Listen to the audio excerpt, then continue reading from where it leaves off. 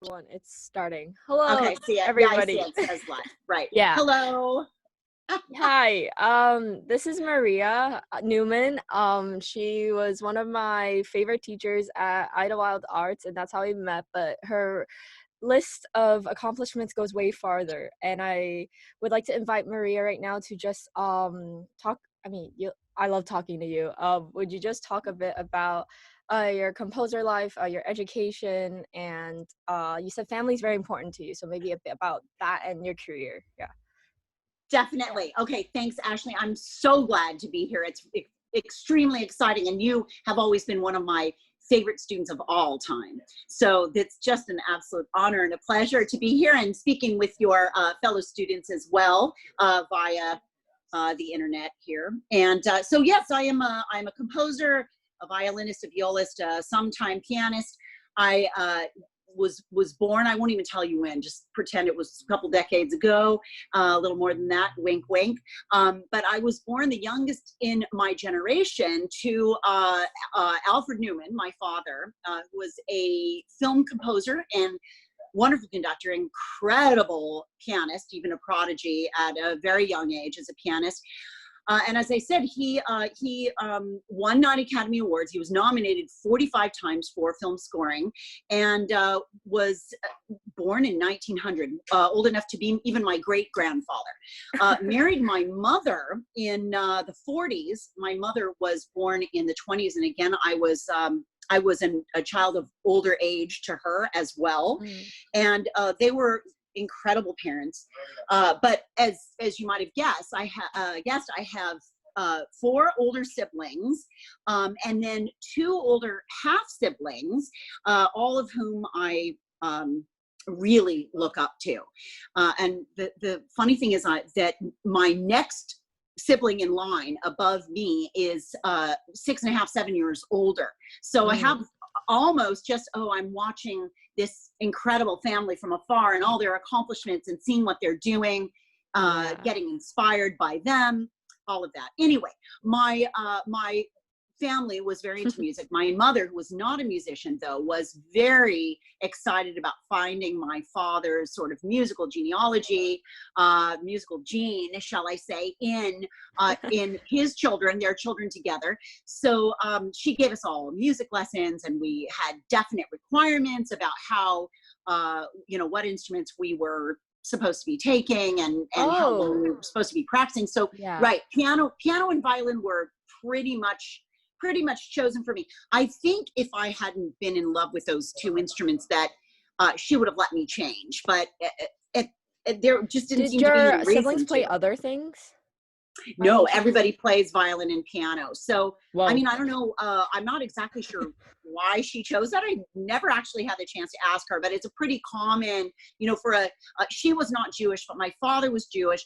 And so for that kind of Jewish musical upbringing, violin and piano were, very common instruments to master at that time. So essential, yeah. Anyway, this is in the late 60s and 70s that this was going on in my life when I was just a little kid.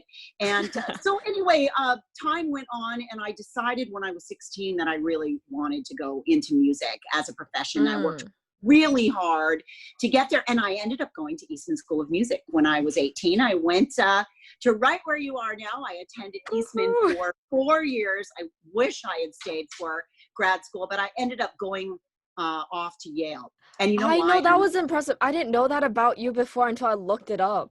Also, and you liked me anyway. Yeah, I didn't know all these things about you, but I was like, she's such a genuine person to talk to. Oh, I thought you were going to be scary. No, well, Yale was it. I loved it. I really did love the master's that I was able to get and earn from Yale. Was wonderful. The teachers were wonderful. The student body was inspirational.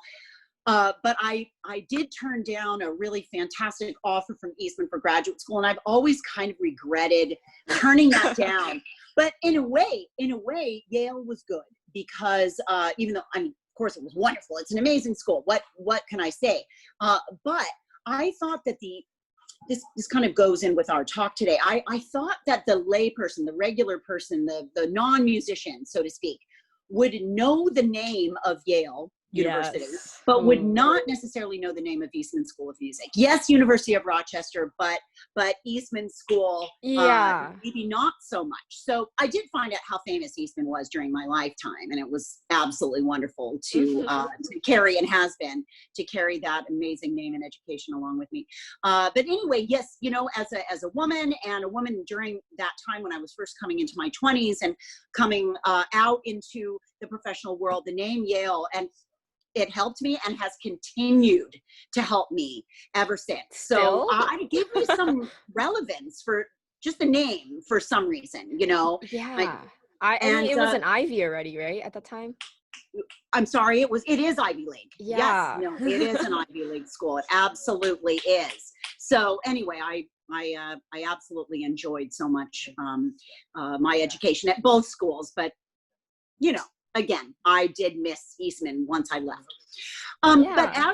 as I grew, I did not study composition for either of my degrees, Oh, yeah. except Yeah. well, when I was at Yale, I studied with Martin Bresnik, a wonderful composer and teacher. I studied with him there, but I did not get my degree in composition. It was all in performance. And in a way, I felt that was a really great way to get a degree, because I could be there in string quartets, in orchestra. I could sit around the sections. I could hear what was happening in a live setting, and it just was really, I think, a really good situation for me to have studied performance in light of composition. So Yeah, anyway, you were immersed in it before you, like, threw yourself into composing. that's exactly right. That's exactly right. But when I got into sort of professional situation, I actually got a job as faculty artist at Loyola Marymount University, which is for people who aren't from LA. It's in the Westchester area, right sort of near. It's Los Angeles, but right sort of near the LAX airport. So it's a thriving school, beautiful school. Had some really gorgeous halls. And anyway, I and several of my colleagues were taken in there as an ensemble in residence, which is why we were called faculty artists. And it was just a great situation there as well. So I started really getting excited about being able to compose at that point, because for so long I had stayed away from it. And the reason I stayed away from it is because everybody in my family did it. And I just wasn't sure I wanted to be in that same category. And Yeah. so I thought, well, I'll just interpret, not, I keep saying just, I do not mean that. I forget the word just, that's a bad word. I wanted to be an interpreter of music, of other people's music, of old music, of giving different life to music that already had great life. Anyway, in a sense, like, say you would read a poem and everybody would have a different interpretation of that poem. It makes the poem it has no mortality. It's immortal, that poem, because of the difference that it brings to each of its readers' minds and lives. So I felt that same way about music. I would be the person, along with many other colleagues of mine, who would interpret music and keep that music alive. But then there came a time when I just had to compose. So I was sort of in a composing closet. And Oh, yeah, you used the like a pseudonym. yeah, that's what it's called. That's Yeah. right. So it was a fake name, although it was derived from family. The name was actually for Mary, but M. Lewis, Louis, Parker. And my great grandmother's name was Mary Lewis Parker. But I felt like that would be sort of a unisex name, something that wouldn't describe me as either male or female at the time, because I felt maybe the female composers wouldn't get the same attention. Yeah, that's definitely, yeah.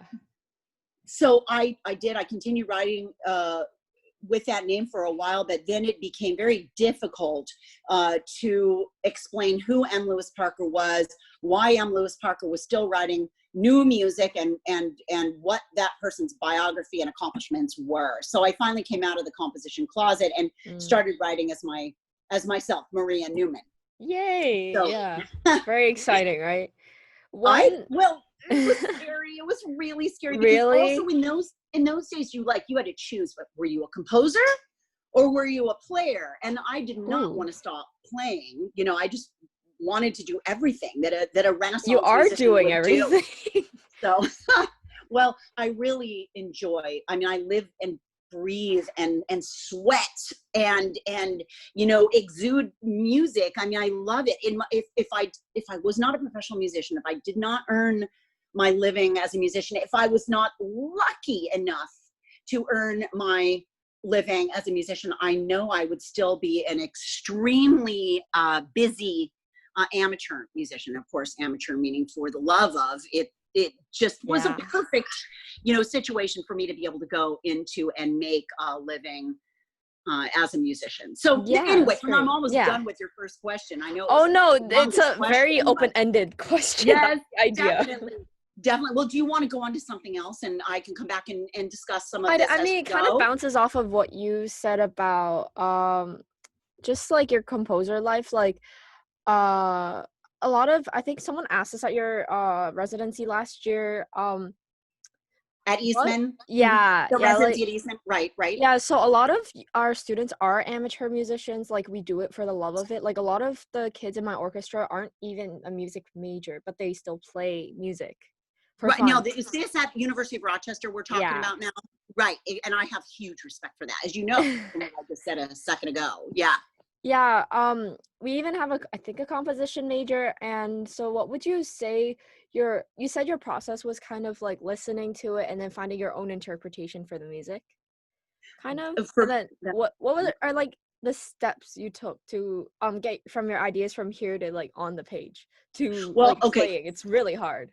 Yeah. No, it is. It's very hard to take something esoteric, something you know, that is almost ethereal in a sense, Yeah. right? And bringing it down and putting it on a page where other human beings can see and interpret something that's actually come out of your heart and soul.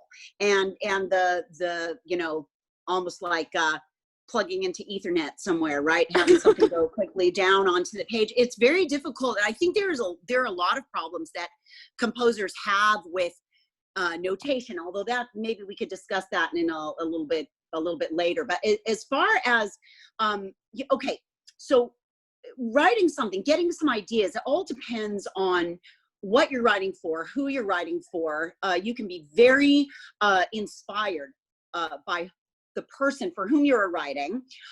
Their abilities or lack thereof might give you some different ideas about how to simplify without writing down to someone. Mm. But what I was talking about when I was in orchestras at both Eastman School and then again as a grad student at Yale School of Music, that I was always sitting in different parts of the orchestra. So like Eastman, Yale has a rotational seating for their orchestra. So Yep. sometimes you might play concertmaster and the other time you might be in the back of the section, or they at Yale, they require you to take some different, if you're a violinist, they might require you to play viola. Well, I am a professional violist, so, Me too. but at the time I was really excited to play viola in the orchestras because I could hear everything from a different setting. And you know what that's like. That was so much Because you fun. are that Yeah. same person. Yeah, it definitely so getting to experience the different parts did make you think about music differently, not just from like the concertmaster seat or, you know, first violin Exactly. section. Yeah. That's exactly right. And well, Ashley, first of all, I say Yeah. this publicly. You are one of the most brilliant people I know. You're a fantastic leader. I have watched what you have done. And I think without you in their lives, that the people, the ones in your lives that you have inspired would not be the same as they are now because of Oh, you're the so inspiration sweet. they have gotten from you. But you are the one, the first one that was always willing to take the chance to do something that might really, maybe it was something that the orchestra needed or that chamber music program needed, or who Yeah. knows, music theory that I didn't work with you in music theory. But you know, in other places in music and also in science and all other things that can Mhm. relate directly to music, physics, all kinds of things. Yeah. And you are a very inspirational person. So you've had that experience. If you're sitting in the viola section, now when we were sitting together, the viola section was on the outside of the Yeah. stage. But when I was, the cello section was on the outside of the stage, and the violas were the opposite of the second violins. Yep. So we were right near the trombones, and the double basses were closer to us than if Timpani. we were. And what you heard, instead of hearing a conglomerate of sounds and so sonorities, perhaps hearing a conglomerate of even subject ideas, instead you're actually hearing dialogue and sounds. I remember sitting in front of the French horn section of a certain piece, and this was Brahms 4, and hearing the pedal tone that the French horn players had to play Oh throughout yeah. this particular movement, which I had never, ever, ever noticed before. And I would have noticed it in two ways. One, either sitting near them and not hearing the conglomerate, but hearing the individuals, Hmm. which become a greater part, or if I had been studying the score. And it may not have even jumped out at me in the same way Hmm. that actually being in that section live was. That would, Yeah. in that case, that was a second violin moment, right? Yeah. So sitting anywhere in the orchestra is going to help you. And then of course becoming best friends with all the different instrument types, people who play them, so that you can learn how flute works and how oboe works and how those double reeds work. I had a How dream I played trombone last night. It was how the weirdest fantastic. thing. But trombone has a lot of similarities to string instruments with the slide and Yep. where things happen with our shifts and They have positions. Yeah. exactly. So I right, didn't and it's know a that beautiful until I drumming instrument. shadowed. Oh, sorry. I said I didn't No, know that until I shadowed a seventh grade trombone class. It was so simple. They held in one position, they played arpeggios, and I was like, oh, that's how it works. right. I know. Well, it's fantastic to learn those things directly from the source, and that is exactly what you did. So if Yeah. you had to write something for trombone, say tomorrow, say for a beginning trombonist or something, you would have a lot more experience than you did before yesterday. Yeah, that's always correct. Yeah. Yeah. Um, oh yeah, are your kids like around? Is I'm everyone so in the sorry. house That's right now? actually my husband who is, yeah, all of my kids are there. Hi, One of Scott. them's about to go to his karate class. I'll get Scott to come and say hi. Yeah, you should. Okay. Um, I want to highlight you on your current works now, shifting Absolutely. gears. So, on your Wikipedia page, and I just looked up a bunch of things on Google also. I didn't see some of the pieces that we played in school on there. It was some of your, I don't want to say older, but like Well, more okay, so published Wikipedia is works. an odd monster in a sense. First of all, I want to say nice things about Wikipedia. I know a lot of people don't like Wikipedia. Personally, even though there's a lot of misinformation, or shall I say older information, Wikipedia has done a great service, I think, to our entire world society. I think it's a really nice place to have a starting point for deeper research, and I really appreciate how easily accessible Wikipedia is, even though you may have to fact check. And they do their own fact checking as well. But the point Mhm. is, I can't start a Wikipedia page for myself.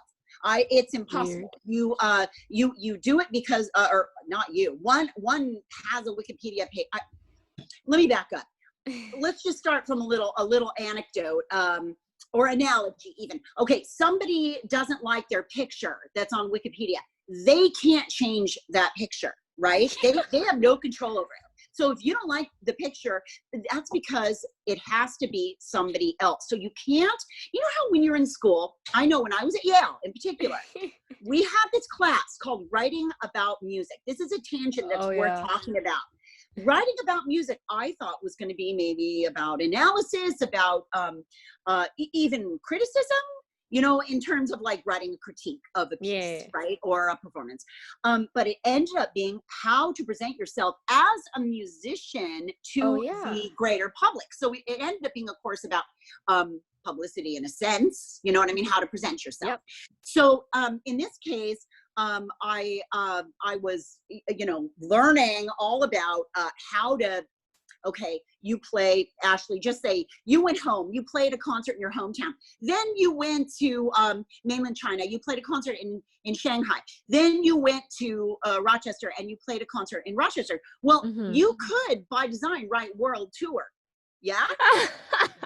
By design, you could Yeah. write world tour. Okay, but Wikipedia, I think they want to avoid things like that. So they, Mm. the whoever does Wikipedia, and I actually have never been one of those editors on anybody's Wikipedia page, but what they actually do is information has to be proven.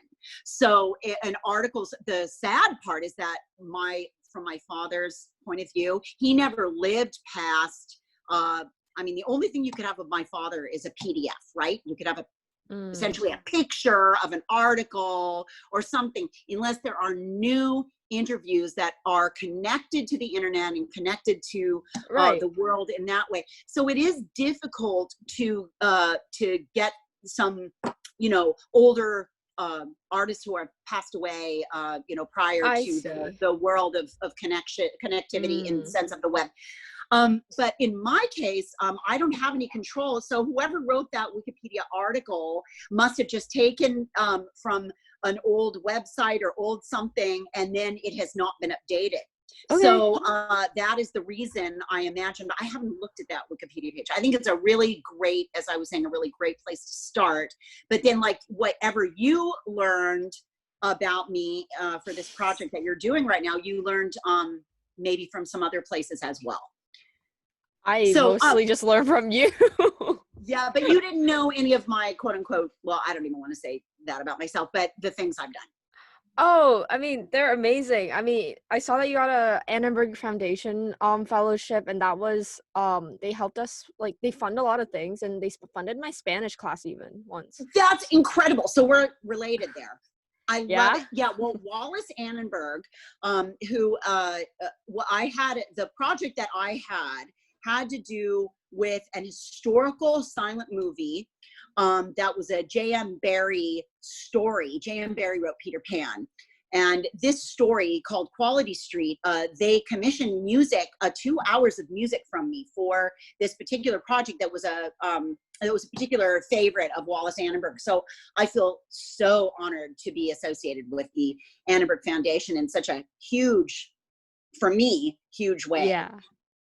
Seems So like it. that's so Yeah, yeah. great to know that they're doing that, that we're at, University of Rochester. Oh no, So, it's like a video we're watching.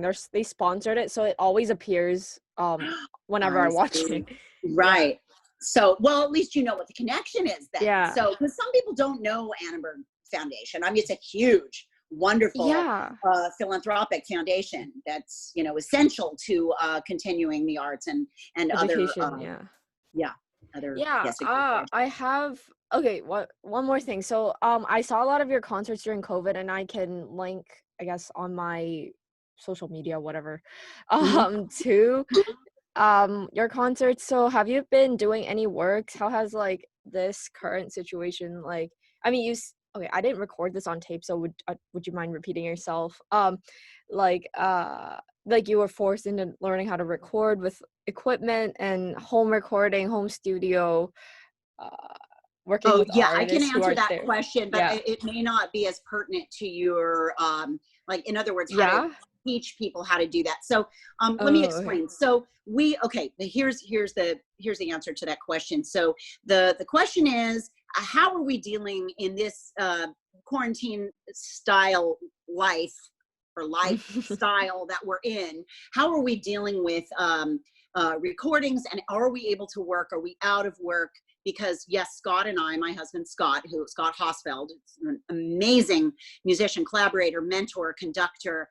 I have the utmost respect for him. I would have never married him if I didn't have the utmost respect for him. That's So really funny. he attracted me because of his myriad of brilliant the facets of his brain and his musicality and yada yada yada. But Scott and I are recording musicians, so we by design need to go, in order to make a living, we need to go to the studios in order to work. Studios have Right. started up again a bit, and I have actually not been back. I have been invited, but I have not been back.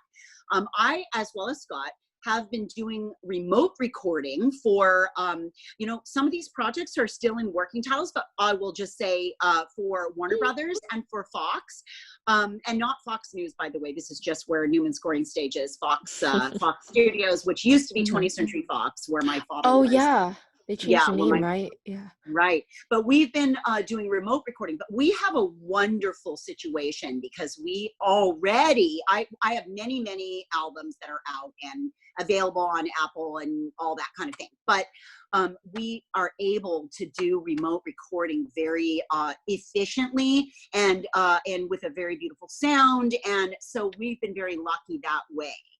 To be able to stay at home and continue to work, though we don't have, and nobody does have nearly enough work to in terms of just making a living. We're still in a situation much like the rest of the world.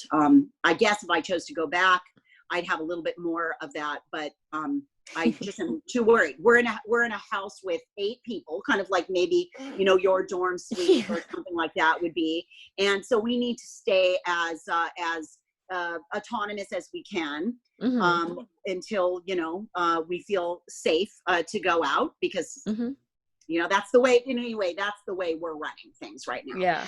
But as far as our concerts go, what the good that so we work on Pro Tools. We have a Pro Tools system, and we don't have a huge amount of microphones, but we have some beautiful Sennheiser microphones and some Rode microphones, and Scott he's brilliant at everything. As I was telling you, he's also a wonderful recording engineer, and now we're having to learn how to master. We've always dealt as musicians with dealing with recording, but not so much with mastering, which is a whole. That's the final step. Yeah. Yeah, I remember that. and that's hard. So compressing, right? We learned through streaming that you have to do a lot of compressing, but what I didn't realize is that, so if you're listening to radio, all that sound is compressed, but it's compressed very beautifully with an audio compressor and mastering setting. The way that streaming compresses makes things less qualitative. So we're learning that still.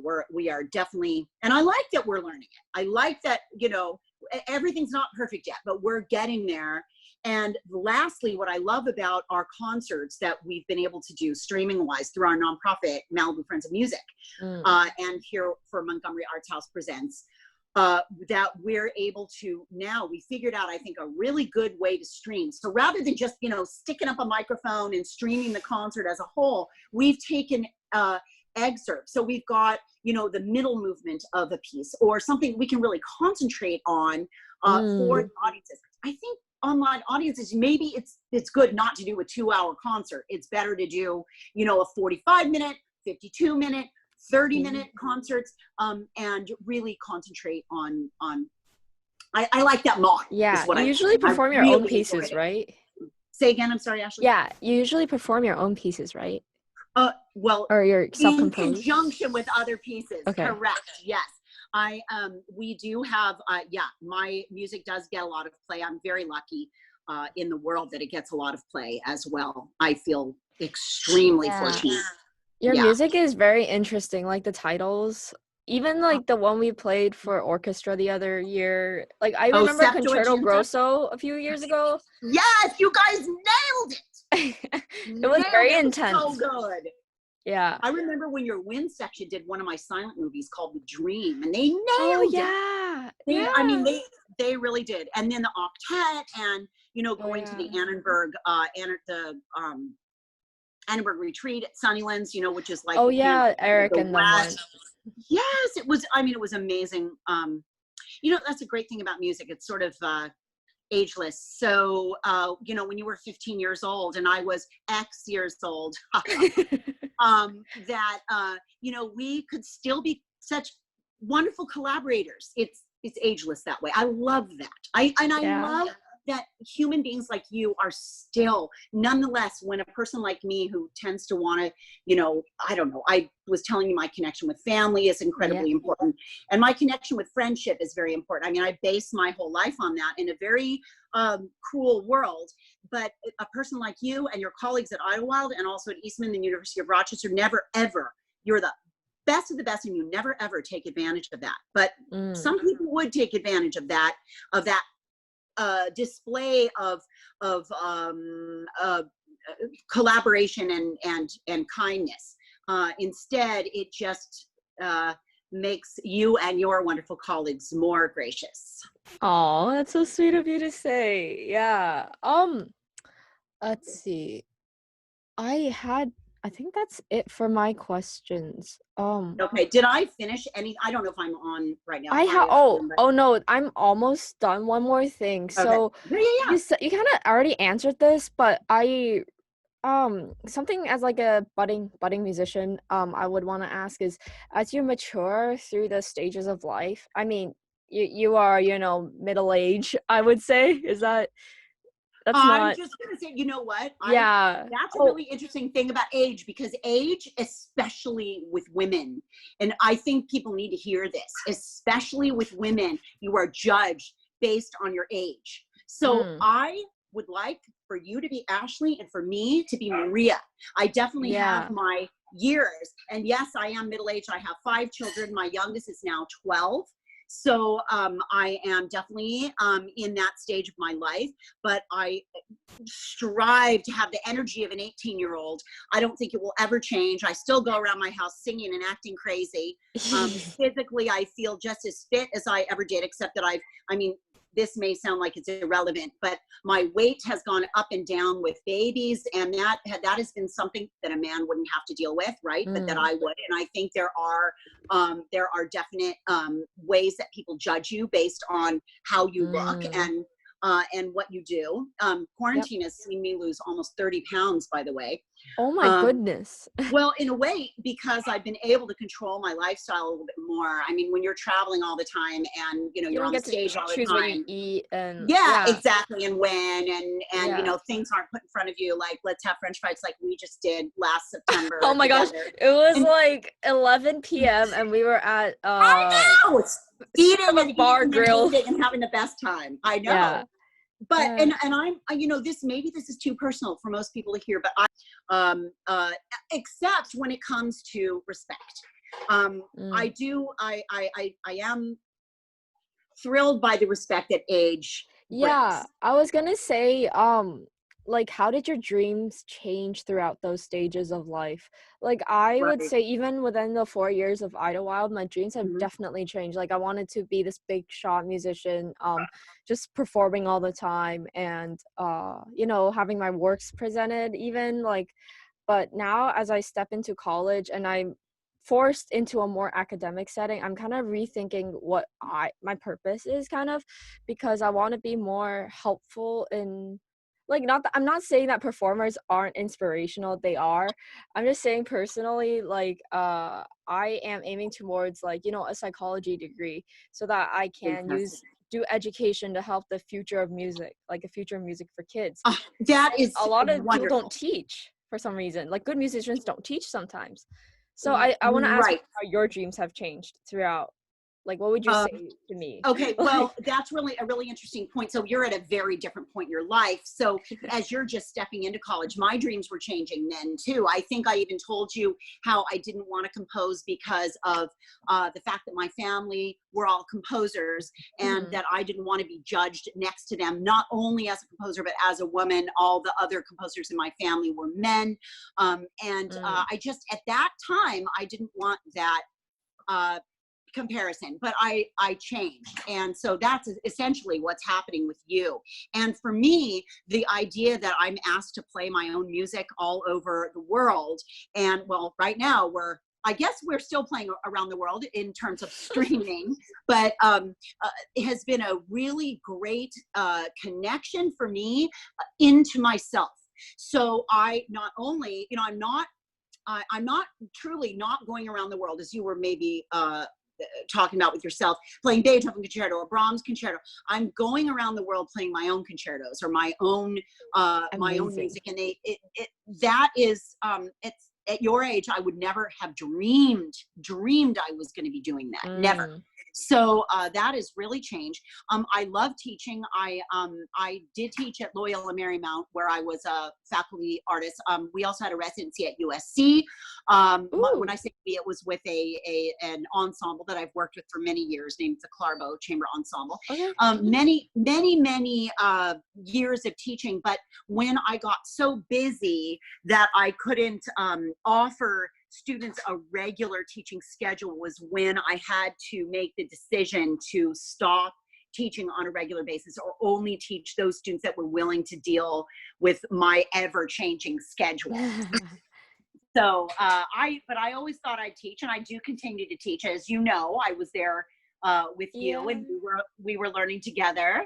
I love continuing to learn, just like Pablo Casals, the great master cellist and musician, of course, goes right together. Mhm. Said when he was in his 90s, he kept practicing solo Bach, and so many people would say, Maestro Casals, why do you continue to practice? You're so fantastic. Yeah. And by the way, I'm sorry about the waving around of the It's camera. okay. That's I'm on totally my okay. phone. So, right, or on Isabella's phone, as it were. But he said, Casals said, because I think I could improve. And I Yeah, mean, yeah, I yeah. want to be like that till the end of my life. I just want to improve and improve and improve, and never get to the point where any sort of power overtakes me, that it becomes me. I want to be the person that's always humble, and Mm, always wanting to improve, always getting and I don't want to say taking, but learning from other people, learning from where they come from, learning from where they're going, mm. if through my compositions, learning what people can do, new things that people can do. I'm just thrilled about life. And you know, there was one question that I never did answer that you asked, which was, Yeah. how do you get your ideas onto paper? And that's an unanswerable question. I mean, there are lots of ways to go around composing now, that people have computers, that there are programs that you can You can just like compose. play into it and it can score Yeah, it for you. exactly, It's crazy. exactly. So that's not my style. My style is to be as Organic. well versed and organic as possible with the instruments for which I'm writing, and my own soul, my own heart and soul, to let whatever is coming out of me come out of me, and revising and revising and I have a revising. question. Do you hear it in your head before Oh you put yes, it down? absolutely. The whole piece, or just like part bits and bits and then you just like put it together like a puzzle? Or No, I mean, maybe, but no, I hear the pieces as they, you know, pieces always have, for me, have a life of their own. They they yes. they unravel, or they reveal themselves to you as a composer. Uh, but and sometimes when within the revision setting, like I always tell composition students to get something down, no matter if it's good or bad, in your mind, right? Yep. Just get it down, and then you can always revise, or you Scrap can it. even throw it out and start Yeah. again. Yeah, exactly. I'm sorry that Brahms felt he had to do that, throwing away probably some really great works Ooh, that yeah. the public never had the chance to see. But yeah, just getting something down and then revising, but then it can reveal itself to you. But you know, I would say this, and I think this is the most kind of humankind needs humankind, which is that the people who perform your music, or the people who are commissioning or asking you to write music for them, often their personality traits will come out in the music you're writing. And I think that's really important to remember, that nothing really exists in a vacuum. So in closing on that one, because it's a Beethoven 250th right Yeah, we anniversary. played Beethoven this year, and Yeah. or supposedly, and we're listening to his all his symphonies in like sessions, and we're talking about them. Oh, it's because Yeah. I'm in love with Beethoven. Scott says he's jealous. My husband says he's jealous of one person, and that's Beethoven. The guy's dead. So That's really um, funny. I love Beethoven so much. But here's the question about composition with Beethoven. So Beethoven went deaf. Of course, you've probably been discussing that because of the Mhm. what symphonies were written prior, or during the, you know, during the process where he was becoming more and more afflicted with those hearing issues. Yep. But Beethoven, when he was completely deaf, and I know, again, another disclaimer, we have no way of knowing whether he was hearing high-pitched sounds, or what, if he was in total silence or what, but so was he bothered with sounds, or was it completely serene for him? What was there? But whatever it was, is that Beethoven's tragedy is humankind's gift, because without the influence, maybe even the You influence mean I the was talking about, emotions that he yes, felt during, yeah. his journey was his own, and furthered our musical language, Western musical language, I guess you would have to clarify, Yeah. by leaps and bounds, exponentially. So, there's that issue as well. I guess the answer is that anything's valid. Art Okay. is art is a great accomplishment of humankind, a great accomplishment, and something that fills our hearts and souls and minds and bodies, and makes us want to dance, and makes us want to have a reason to live. I Yay. love about music. That's a very good closing statement. Should I pause or stop the recording right now, and then so Scott can come and say hi? Oh no, I don't know where Scott is. It's okay then. Okay, you want to go get him?